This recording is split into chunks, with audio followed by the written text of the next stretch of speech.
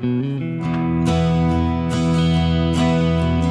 a path along the roots of Pikes Peak, you take a fork in the road to the Anselm Society Digital Pub. Inside is a raucous conversation on the arts, faith, and whether that story you're reading is a novel, a novella, or a novelette. At a corner table by the fire are two people. One of them is trying to come up with a whole new term to describe the story. Novelino? Novelcito? And that's me, Matthew Mellema, and welcome to Believe to See, a podcast of the Anselm Society Arts Guild. Here at Believe to See, we explore the relationship between faith, art, and storytelling. Our goal is to help you connect the great story, the great stories, and our own stories in order to understand what it means to live with a Christian imagination. And our show today is an interview with our special guest joining us at the table. Her name is KC Ireton, and she is the author of a short story collection which came out just this past year, September 2023, with Mason Lewis Press. It is called A Yellow Wood and Other Stories.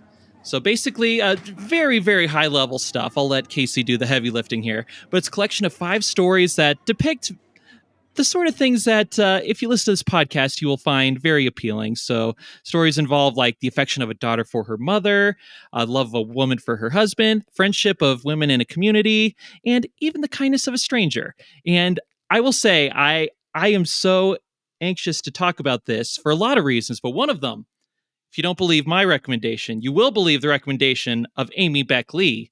That's right, our own Amy Lee, Anselm author, author of This Homeward Ache, and frequent guest on Believe to See, wrote one of the recommendations. So here's what Amy said. In A Yellow Wood and Other Stories, KC Ireton offers stories of the kind I like best. Stories that yield even more empathy and humanity upon a second and third reading, whose settings and characters make me want to pay a neighborly visit again and again. So, without any further ado, let's welcome KC Ireton to the Digital Pub Table. How you doing, KC? I'm doing well. Thanks, Matt. That was a really lovely introduction. I feel like, I don't know. I loved what she said. That was so kind of her. So thank you for sharing that.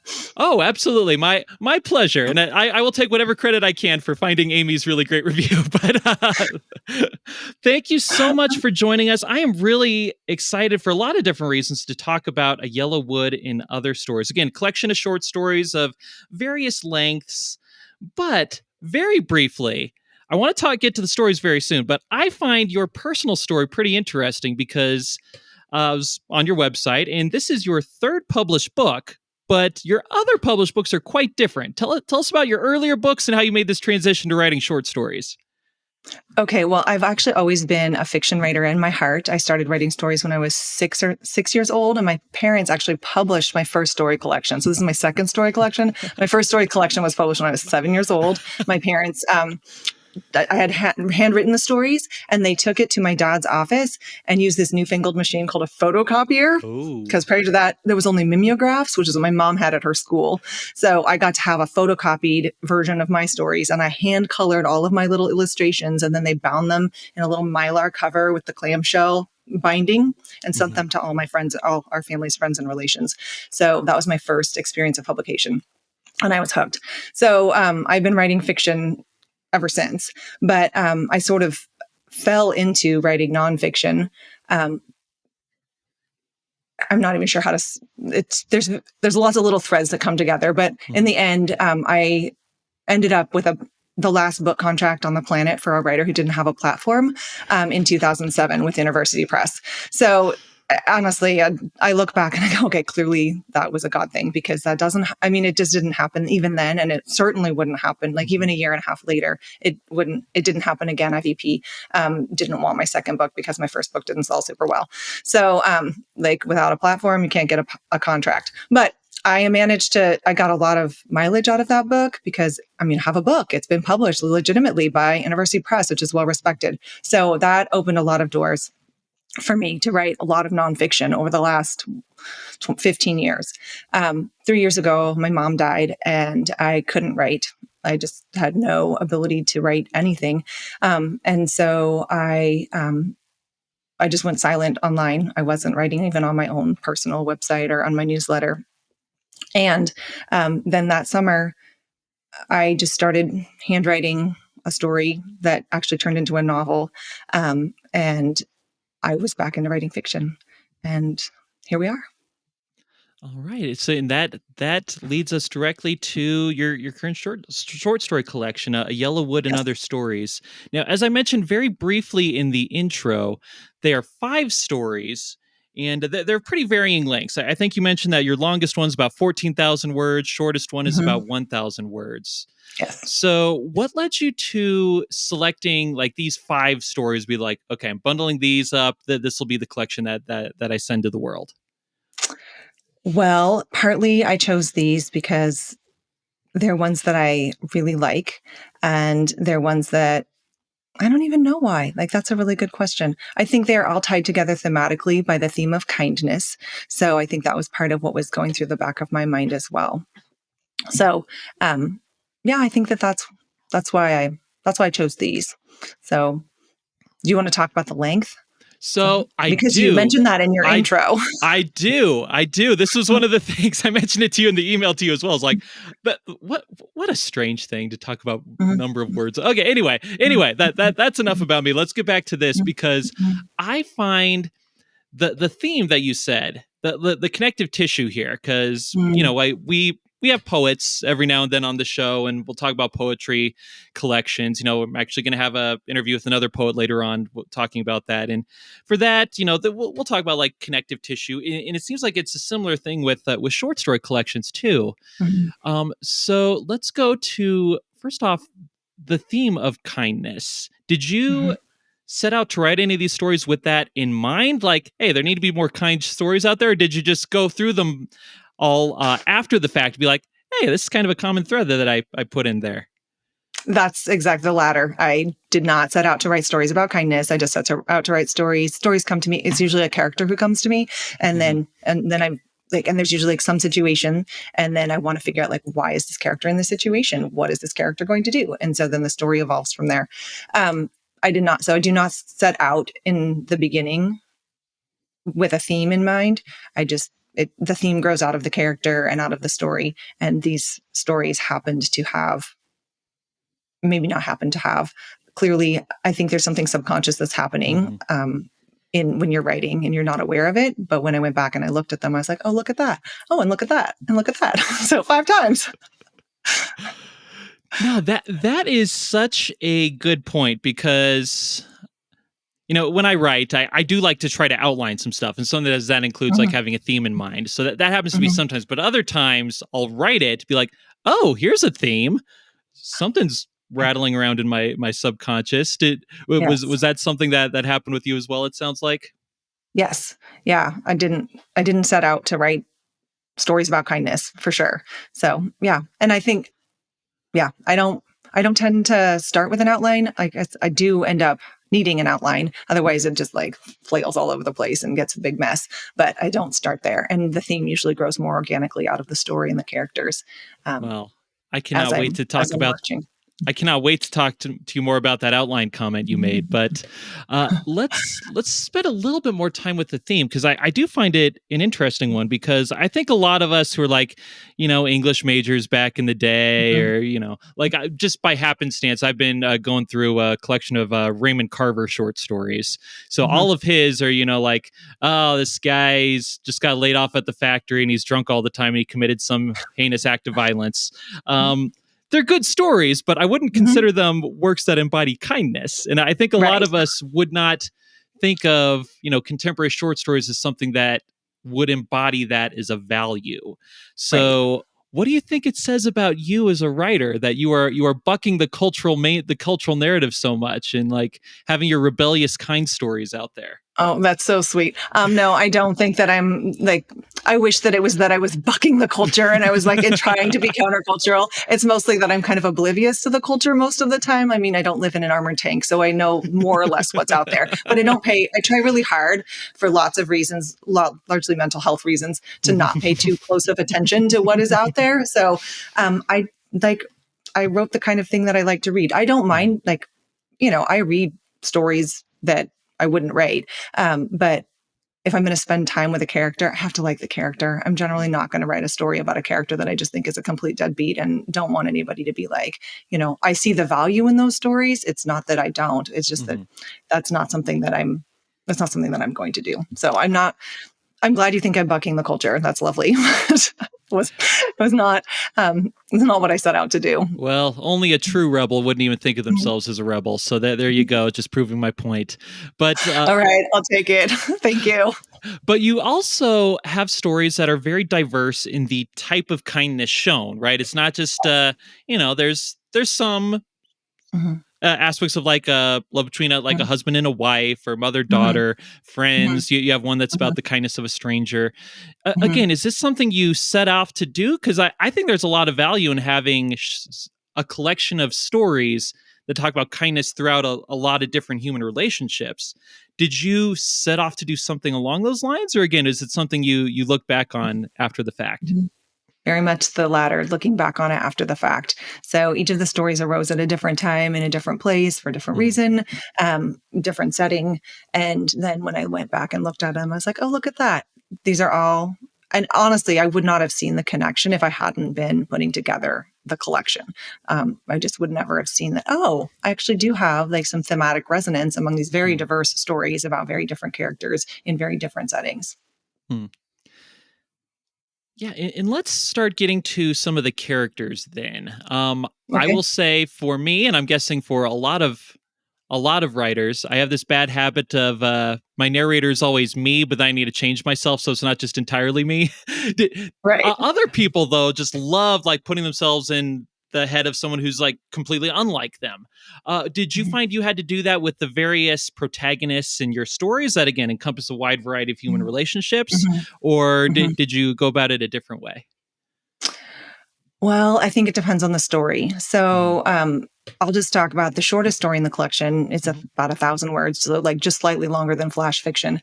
And I wrote it the summer after my mom died, and I was on a train to visit a friend. And so the story is set on a train, and I was reading a book that had a writing exercise in it and included a Hemingway story. And I wish I could remember the name of the story. I meant to look it up before we got together. I think it's called The Longest Day, but I'm not sure. It's the story about the dad. The dad is the narrator, and his boy, who's like 9 or 10, comes to him and he's sick. And then the dad calls the doctor, and the doctor comes, and then the son is like acting weird. And the dad's like, okay, go to sleep. I'm going to go out hunting. And then he comes back, and the son hasn't been to sleep, and asked him like, Dad, when am I going to die? And he's like, what do you mean, when are you going to die? He's like, well, the doctor said I had 101 temperature and you die at 40. And he's like, well, those are two different temperature scales. Like, that's not like, you're not going to die. And so like the last line of that story is very poignant to me. It says something like, the next day he cried over things that were of no importance at all. Hemingway said it better, but something along those lines. And so there's a story about this like ham-fisted dad who just doesn't get it, and he's like clueless. He has no emotional intelligence, and like even when he goes hunting, he's actually clumsy hunting. So like the whole story is about his clumsiness, and there's no self-reflection in that story at all. So I set out to, the book that I was saying was like, try and imitate Hemingway. So I'm trying to imitate Hemingway. I write very self-reflective stories. My characters are always thinking about their thinking. They're always thinking about themselves. They're always thinking about the situation. They're always thinking about other people. There's just lots of reflection. So that's why this story is able to be so short, is because there's no self-reflection. Everything has to be, all the emotion and all of the emotional subtext has to be embodied in the action and the images of the story. So that was an incredible challenge for me. And so I wasn't thinking about kindness at all when I wrote this story. I was just trying to come up with like, and also wasn't really, and this character is incredibly different from me. This is the only first person narrative in the story, in the collection, and it's the only male narrator. There's one other point of view character. One of the stories has two points of view narrator, two points of view characters, and then one of them is the husband. But this is the only one that has a first person male narrator. And he's just incredibly different from me because he's not self-reflective at all. He's just very much like on the surface. And that's very different for me. I wouldn't actually, So it was just a really different experience of writing a story, and also a very different kind of person to try and inhabit his head. Yeah. So you talked about sort of the one of the consequences, it seems, of like having the shorter story format, like you said, 1,000 words, which is sort of on Mm, the border of flash fiction. And that's what I want to get to next, because I actually think this is a really interesting topic, especially when we're dealing with short stories. So let's start with the global. So again, I know your longest short story in the collection is 14,000. You have 5 stories. So I'm guessing you have about like 30,000 total in the collection. Is that roughly the case? roughly. Yeah, I don't Okay. actually know, but yeah, roughly. Yeah, and you Yeah. mentioned sort of going back through what I assume is a larger collection of short stories and kind of curating Hmm. just the ones for the collection. So Hmm. was part of that like you're looking for a certain length? Like I'm very ignorant of like the short story scene. Like is like Hmm. collections should need to be between X and Y number of words, or what are the expectations for those in terms of the overall collections? I don't actually know what the Mhm. expectations are in general. I just knew that I needed probably 5 to 7 short stories for a collection. And since these were thematically connected, and obviously if the stories are shorter, then it would Mhm. be more. But because I have one, the longest one is, I've learned lately that it's actually considered a novelette by some people. So, a term I had never heard before. Anyway, and so because of that, with the length, I just wanted it needed to be, it needed to be long enough to be substantial. But people are reading short stories because they're short. So I didn't want the book to be like overwhelmingly thick because, again, that's why people are reading short stories is because they're short. And they want to be able to finish something. They want to be able to sit down, read for an hour and be done. No, Or in the and case of a 1,000 word short story, 10 minutes. no, and that is a great point. So I love definitions and categorizing things in outlines because I'm boring. But I did a Google search and I found this website, the Owl something or other, which gave me good information. But the Owl something or other, I know you're listening. Way too many ads. Come on, get it together. So it gave the following categories. So I'm kind of interested to see your just sort of knee jerk reaction to these. Okay, Okay. so we have 5 different ones. Shortest one, flash fiction. 53 words to 1,000 words.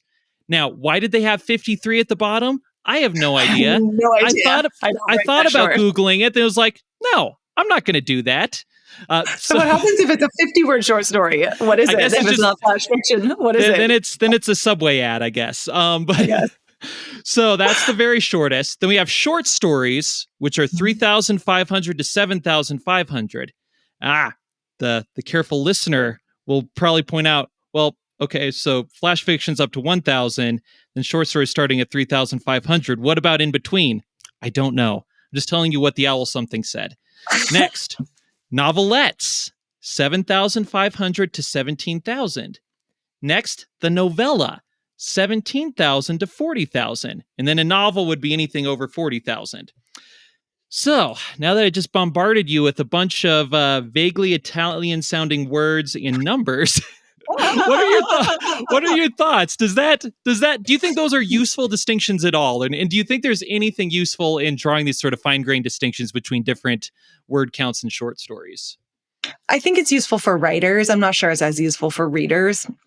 So I just called it a collection of stories and I didn't bother to like point out that the title story is a novelette or whatever. Because I don't know that, first of all, it's not a term that I was over. I mean, I'd heard it before, but it wasn't a term that I was really familiar with. And so I think that most readers maybe wouldn't even know what it is. Certainly the people who are reading my stories, I don't think they know what it is. So it didn't seem particularly helpful to use it for them. I do think as a writer, it's helpful to know like what you're shooting for. So if you want to write a short story, you're shooting for somewhere between 3,000 and 7,000 words.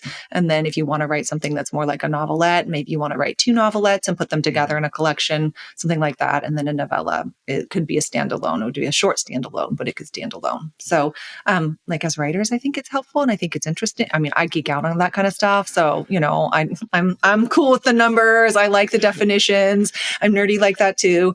So, but in terms of for readers, I mean, it's a story. Like what it's called doesn't matter quite so much. No, that totally makes sense. Like I could see a part of part of me being like, oh, KC Ireton. Yeah, she wrote a collection. It had one novelette, 3 short stories, and a piece of flash fiction. It's very fascinating. But that might not be the best thing for the marketing department. Right, right. But one thing that here's what I keep coming back to with all of these, fine-grained distinctions. And listeners, if you want to go into total detail, again, you can find some writers subreddit that will debate this ad infinitum. But yes, I think one of the most interesting takes on this comes from Edgar Allan Poe, actually. So Poe, famously, he wrote poems and he wrote short stories. And he did that very deliberately. And especially for, well, you'll notice his poetry, I don't think he has any really long poems. They're either exclusively or overwhelmingly rather short poems and overwhelmingly short stories. And he did this on purpose. Poe had this theory that you really wanted to try to create a single condensed emotion, like what one's unity of effect for the reader. And part of this was you wanted to make sure the entire story could be read in one sitting. Especially his sort of sweet spot was half an hour. It's like if you can get a story that a reader can finish in half an hour in one sitting, boom. That's where you got it. You can create everything. It's this one big experience, right? It's like this emotion bomb that gets set off right all at once. Whereas if you go longer than that, you're going to have to come back to it for multiple readings and multiple sittings. And it's really interesting because Poe wrote one novel, the narrative of Arthur Gordon Pym, something like that. And it's interesting. It's not really his best work. And one of the reasons it's not his best work is you can tell he tried to use this principle in a novel form where it's basically a series of very short stories, right? Where it's like, here's one effect, here's another effect, here's another. But it gets to this idea of the unified effect of that. So that whole thing about Poe is to say, I think that's actually useful, just knowing what a reader can handle in one sitting, being like a dividing line, right? Right. So does that... I think that might be... Go ahead. I was going to say that might be the reason for the cutoff, because I've heard between 7,000 and 7,500 words is kind of the cutoff for a short story. And that would make sense because that's what you could read in a single sitting. It would take you less than an hour, even if you're a relatively slow reader, to read that much. That's good. I'm glad you did that, because I was going through that being like, okay, Poe, I can see the half hour. Then I'm trying to think what level that would be. And you'd put the cutoff 7,000, 7,500, where you think a typical reader, sort of the sort of person who'd read a collection of short stories, that's what they can handle in one sitting. Yeah. Yeah, I would think so. And I'm guessing that's why the cutoff is there. Actually, when I was in college, short stories at that time, I was in college a long time ago. Short stories at that time, it was 15,000 words was the cutoff. Interesting. And so when I think that's fascinating that it's been cut in half of the last 30 years. I'm not sure if that's because we have a shorter attention span or what. But I just thought that was really interesting because I was under the impression that my first story, that the one that's almost 15,000 words long, I was like, okay, it's a short story too. And then as I was doing more research, I was like, oh, wait, that's not considered a short story anymore. So it takes an hour to read instead of a half hour. That's actually a good question. So again, the sort of anchor story, because, it's the one that your collection draws title from, A Yellow Wood. It's 14,000 words. It's, divided into chapters. So how long would you say, I know you're kind of probably in the mode where you've been analyzing it in very intricate detail, but if someone's just reading it regular, how long do you think it would take them? Well, it's going to take longer to read that story because there are 8 sonnets in it and you have to read poetry more slowly. So it's going to take you longer. So I'm guessing somewhere between an hour and a half and 2 hours, depending on how fast you read. So, maybe shorter, but because of the sonnets I don't read poetry quickly. I can't read poetry quickly. It requires, the syntax is different. And the poems in the book were ostensibly written in 1818. So they have even weirder syntax because they're supposedly old. And so I think that just makes that part a little harder in terms of the text itself. Hour and some change. hour and 15 maybe. I'm not sure, depending on, again, how fast you read, because different people, my daughter is the fastest reader I know, and she could read the whole thing in like 45 minutes. But I don't know how, she just boggles my mind. My son, it would take him 2 because he's not a fast reader. So I think it just depends on the person. Yeah. So let's sort of apply the Poe principle to this then. Do you think would you expect, just like, typical reader who would buy your book and would read it, would you expect them to read all of A Yellow Wood in one sitting, or do you think it'd be the sort of thing they like read sections of, put down for a while, then come back to? That's a really good question. And again, I think it's probably going to depend on the reader. For me, if I was reading that story, I would read it all in one sitting, because we call it a beagle in my family. If you like just want to just like eat everything right at once, like it's beagling. And so I like to beagle books. And so, I can't read fiction, especially I can read fiction if it's literary fiction. I cannot read like genre fiction during the school year because I have to teach and I have to get up in the morning. So during the summer, I can read because I can stay up till 2:00 in the morning reading. And then, it's okay if I'm not fully functional the next day. So I think it would depend on the reader. Somebody like me who's a beagle is going to read the whole book story in one sitting. And then other people who are more slow readers or who, want to savor it, they might put it down, come back to it. So I think, again, it's going to depend. And it is the kind of story that you can sit down and read in one sitting. It'd probably take an hour to an hour and a half. Or if you don't have an hour to an hour and a half, you can put it down and come back to it. Yeah, that is fascinating. And let's talk a little bit more about A Yellow Wood.